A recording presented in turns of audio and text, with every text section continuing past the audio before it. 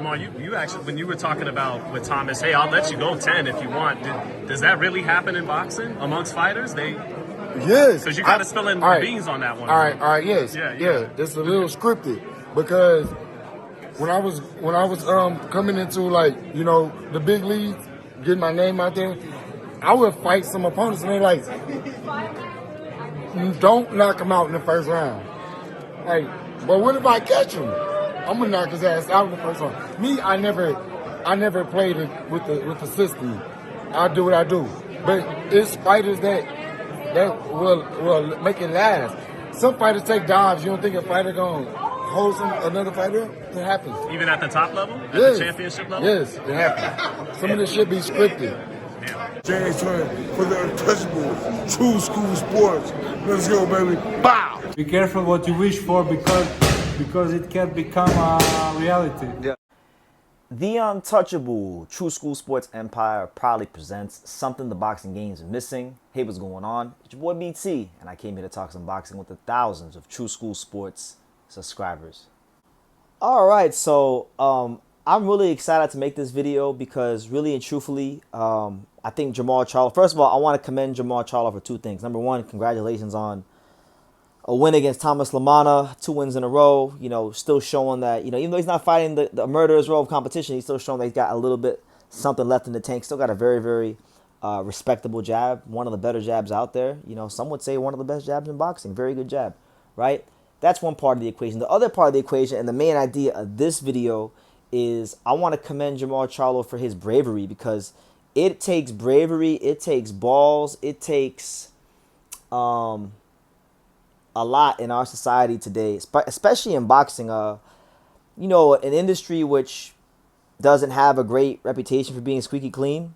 But then again, what industry does that makes a lot of money? You know, and where there's money, there's pride, there's corruption, there's greed. That line of thinking and just that could be traced around all sectors of life in any business. You know, where there's money, there's corruption. Where there's money, there's greed. Where there's money, there's the pride of life. Follow the money, as they always say, right? So he was in his media scrum before the Thomas Lamana fight. He was going off about a couple things in boxing that are hot button topics amongst fans. Number one would be drug testing. He was talking about, you know, like how, you know, Victor Conte and Snack, you know, how, you know, Victor Conte has a checkered past. He's been involved in a lot of things that were not so squeaky clean in baseball, which is why he came to boxing, because boxing has no barrier for entry, so anybody can kind of come in. I'm not going to really touch that too much, you know, because I've done videos about that in the past. I've talked about it in the past. I wanted to actually talk about the latter part of his statement because he talked about something that I've always found very interesting because I've talked about it amongst some of my friends in boxing, which is the fact that, you know, is boxing rigged? Is boxing scripted? So a lot of people may say, BT, what is the sky blue? You know, there's a bear shit in the woods. Of course, boxing can be scripted at times. Of course, boxing can be rigged, or the outcomes can be manipulated, especially when you talk about those big pay-per-view fights. But see, Charlo, he wasn't talking about big pay-per-view fights. He was talking about like over-unders, because he had said pretty much that he told Thomas Lamana, if you want to go 10 rounds, I'll let you go 10 rounds. And he pretty much said that a lot of times in boxing, fighters get told by, you know, the powers that be, whether it be, I don't know who, but just the powers that be. People get in their ears and say, hey, don't knock him out in the first round. Let it go this many rounds. Let it go that many rounds. And funny enough, right, like I won't say no names, but, you know, I know fighters that in big fights that have been offered to take dives. I know fighters that, I know some fighters that have been told to knock, you know, that have been in these mismatched kind of fights, like Charlo versus Lamana. They've been told to not knock a guy out in a certain amount of rounds. So that stuff actually does happen, and I commend Charlo for talking about it because, you know, it does happen. I mean, people put in bets, people put in wagers. You don't think that those things could happen in boxing? I mean, I know like sometimes I'm not a betting guy, but every now and then, sometimes when it's a fight that I'm really intrigued about, sometimes I'll go look at the over under. If I feel like a fight might be kind of corrupt, if I got this feeling, I'll go look at the odds and go look at what the over-unders are, and then it gives me an extra thing to look out for in the fights, right? So yeah, he talked about these things, and I just wanted to kind of give my little 2 cents because they always say, like in life, the truth is always somewhere in the middle, right? So is boxing as fixed as they say? No, I don't think it is.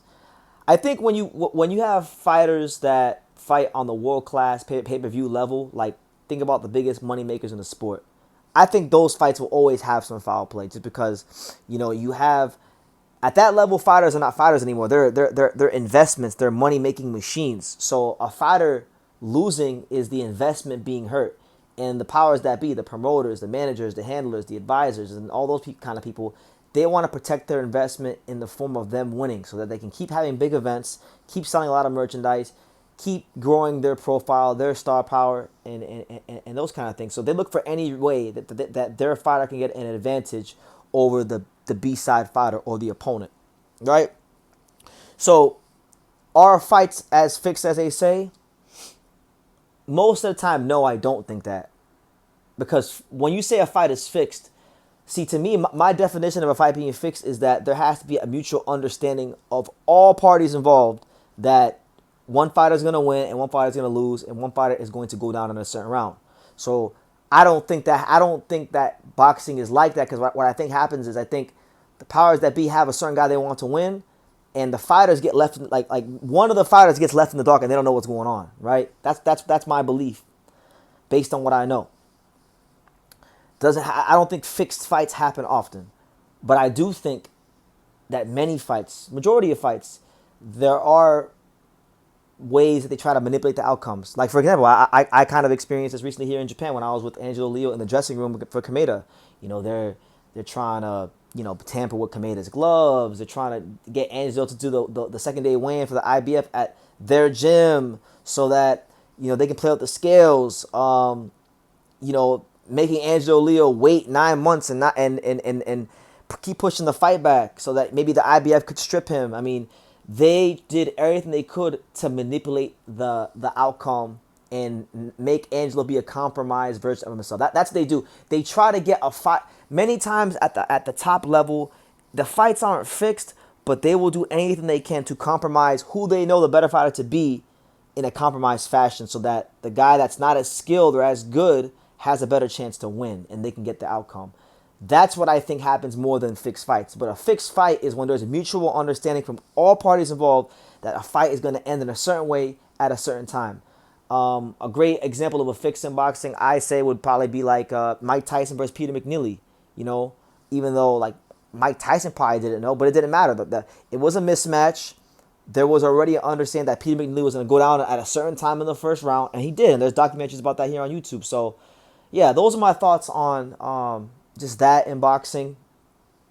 And yeah, I mean, it's not a corrupt, it's not a sweet clean sport. It never has been. It never will be, because the barrier for entry is low. It's the red light district of sports. It's the community college for sports. I mean, it's never been clean going back to the days of Blinky Palermo, Frankie Carbo, the Mob, Don King, and everything in between that. So, a lot of people look at this as a negative thing. I got friends in the fight game. One of them's a world champion. I kind of look at it as a thrill. Like, I get to figure out how to navigate this dirty game and conquer it. And when you conquer it, you're gonna feel like the man. Like Jay-Z said, how do you move in a room full of vultures? That's kind of how I feel. But that's me. I'm a glass half full kind of guy. But what do you guys think? Do you guys think how at the top level of boxing, how rigged do you think it is? Do you think it's rigged, or do you side more with me? Because my definition of a fixed fight is all parties involved gotta have a mutual understanding of what's gonna happen, and I don't think that happens most of the time. I think at least one fighter gets left in the dark and one fighter gets told what to do, or that's kind of a dive. I think most of the time both fighters try to win, but the promoters have the house fighter and the guy they want to win, because it's more financially incentivizing for them. It's more financially beneficial for them. So they want a certain guy to win. So the guy that maybe has the belt or they want to lose, they'll do everything they can to compromise him.